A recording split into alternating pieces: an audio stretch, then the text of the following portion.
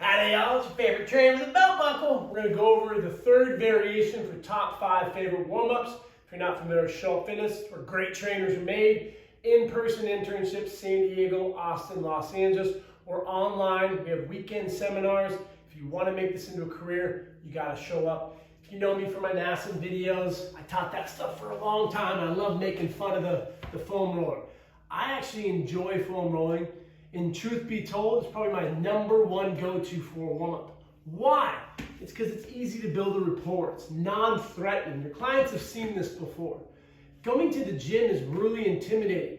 So I get them on the ground, give them a foam roller, and I'm building a relationship. Talking about your day. What do you think about the stock market? You see the game last night? Oh my gosh, did you hear about that or this? Build a rapport. I'm going to have them do what I'm going to be doing. If you have shoulder issues, be careful, because when you come up, a lot of pressure there. Find your cuss word spot. Hold 15 seconds or so. Introduce some plantar dorsiflexion. And then what I like to do is when my client is on that spot, I will then come over and I'm going to put my hand on that area to add some value as the trainer, because so many trainers are sitting there on their iPad, bored, talking about stupid shit or on their phone. Get engaged. Apply gentle pressure.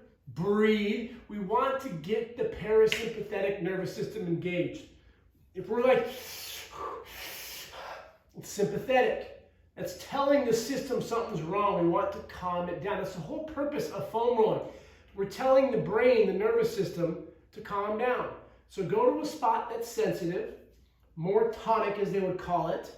Hold, good. Trainer putting pressure on. Usually you're going to find like the lateral gastroc very sensitive, the adductor group very sensitive, the Vastus Lateralis. It's not the IT band you're foam rolling, it's the Vastus Lateralis. You're going to get some other areas that are super sensitive like the upper trapezius. I'm going to go through my favorite muscles to hit. I'll usually choose 2 because I will spend a minute per side. Introduce movement, focus on breathing, and then we'll get into the rest of the work. And if there's any area that is tight or they want to get into or learn how to manipulate because they have this at home, then show them.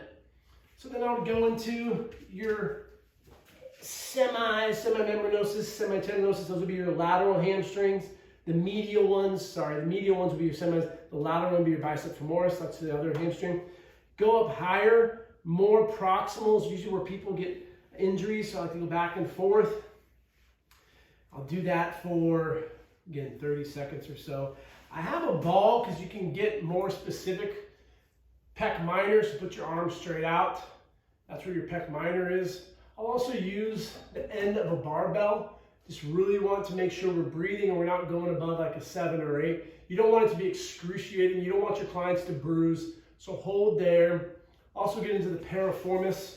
The piriformis is, so you go right to your butt bone, which is called your ischiotuberosity, and you just rotate laterally, and it's closer to your PSIS. So you rotate, you'll find that, it's a deep, deep muscle that we're getting into. That muscle works with external rotation. They call it sciatica, the piriformis syndrome, it can have an impact on that sciatic nerve. Hold there, breathe. Just find 2 or 3 of these. I like getting into the mid-back.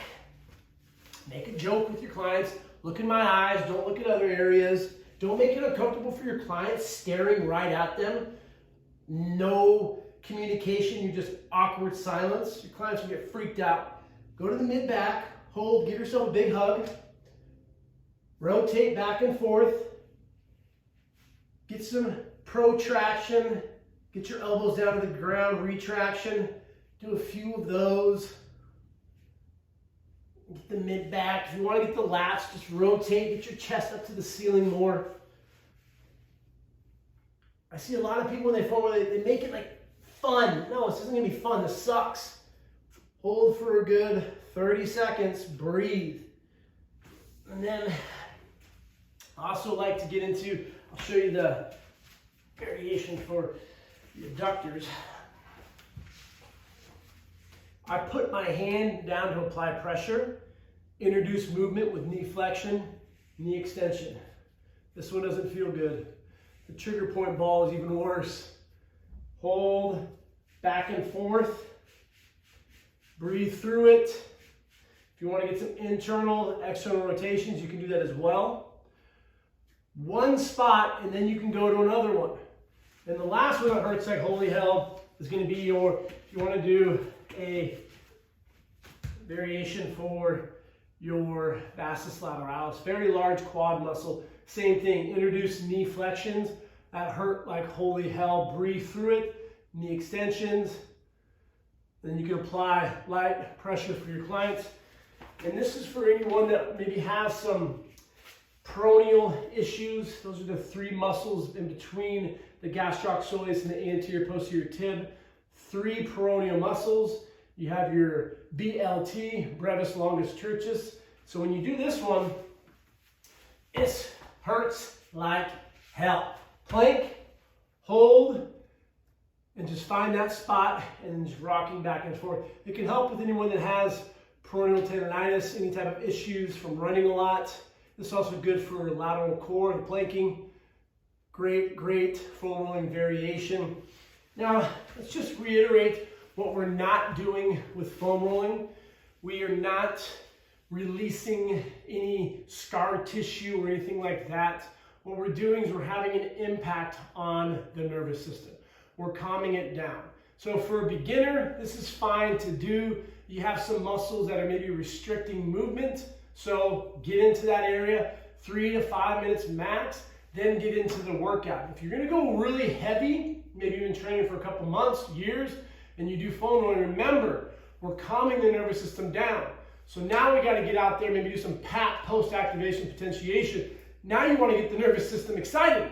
So if you've been training for a while, you're gonna hit chest today, get into the lats, calm it down a little bit, but then do some boom, boom, explosive plyometric exercises to excite back the nervous system.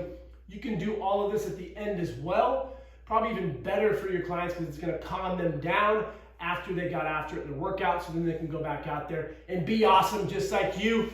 Remember, keep showing.